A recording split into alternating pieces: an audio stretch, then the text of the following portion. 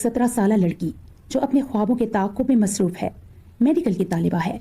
वो एक TikTok star है जो एक कंजर्वेटिव मुआशरे में लड़कियों के लिए इंस्पिरेशन का जरिया है, लेकिन अचानक एक लम्हे में उसकी जिंदगी छीन ली जाती है, सिर्फ इसलिए कि उसने नहीं कहा। यह है सना यूसुफ की दिल दहला देने वाली कहानी। एक पाकिस्तानी इन्फ्लुएंसर जो अपनी 17वीं बर्थडे पर कत्ल कर दी गई। लेकिन आखिर ये सब क्यों हुआ और ये हमारे मुआशरे के बारे में क्या बताता है? इस वीडियो में हम सना के कत्ल के पीछे की पूरी हकीकत, एविडेंसेस और उसके मुआशरती असरात को एक्सप्लोर करेंगे, तो आखिर तक हमारे साथ रहें। सना यूसुफ कोई आम लड़की नहीं थी। वो चित्राल से ताल्लुक रखने वाली एक 17 साल टिकटॉक स्टार थी, जिसके इंस्टाग्राम पर तकरीबन 5 लाख फॉलोवर्स थे। वो अपनी skin care tips, lip sync videos और ब्यूटी प्रोडक्ट्स की प्रमोशन के लिए मशहूर थी। साथ ही वो अपने पठान कल्चर को प्रमोट भी करती थी। वो एक मेडिकल स्टूडेंट थी जो अपने मुस्तकबिल के ख्वाब देख रही थी और इसका ये ड्रीम था कि वो डॉक्टर बनकर लोगों को सर्व करे।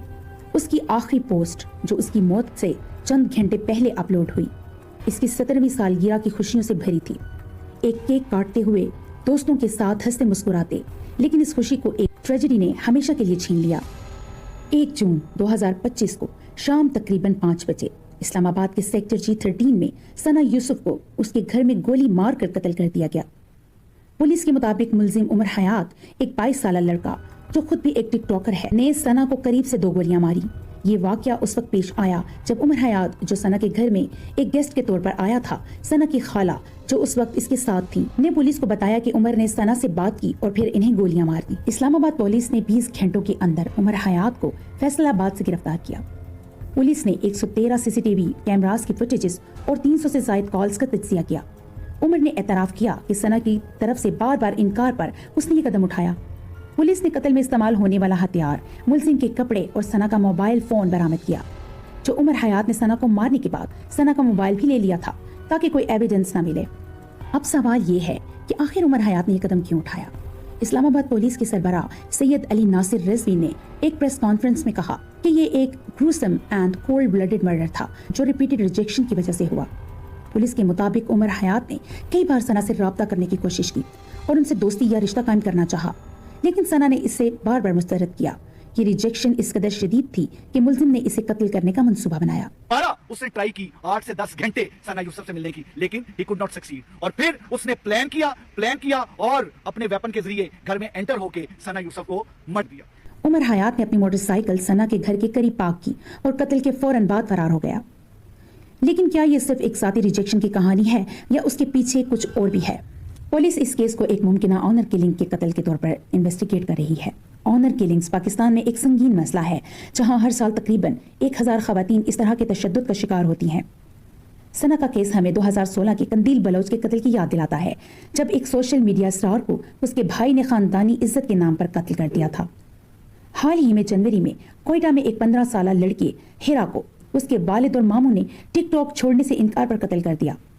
क्या ये वाकई ऑनर किलिंग थी या एक ऑब्सेसिव इंडिविजुअल का फेल? ये सवाल हमें अपने मुआशरे के गहरे मसाइल की तरफ ले जाता है। सना की मौत ने सोशल मीडिया पर एक तूफान बर्पा कर दिया। सना यूसुफ की मौत के बाद जहां लाखों लोगों ने गम और अफसोस का इजहार किया, अपने हेट फील्ड कमेंट्स से ये साबित किया हमारे मुआशरे में विक्टिम ब्लेमिंग कितनी गहरी जड़ें रखती है।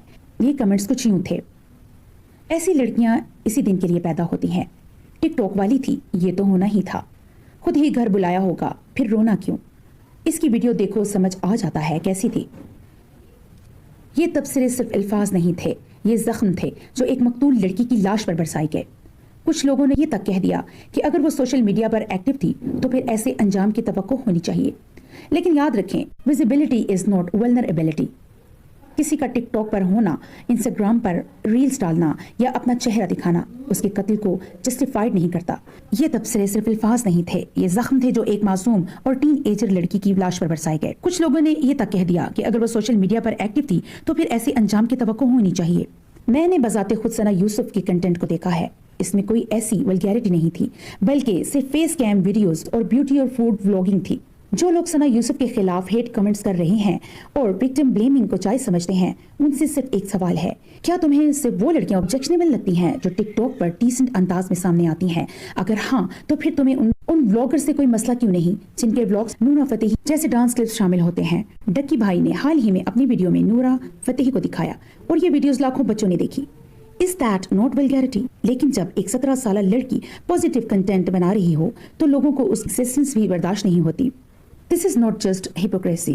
This is a social disease. اگر تم واقعی موریلٹی کی بات کرتے ہو تو سب سے پہلے ان لوگوں کے خلاف بولنا سیکھو جنہوں نے ولگیرٹی کو وائرل کنٹینٹ بنا دیا ہے، نہ کہ ان لڑکیوں کے خلاف جو صرف ڈریمز فالو کر رہی تھیں. ثنا یوسف کا قتل صرف ایک انڈیویجول کرائم نہیں، یہ ہمارے معاشرے کا میرر ہے. ثنا یوسف کی المناک موت صرف ایک فرد کا نقصان نہیں بلکہ ایک سوسائٹی فیلئر کا عکس ہے.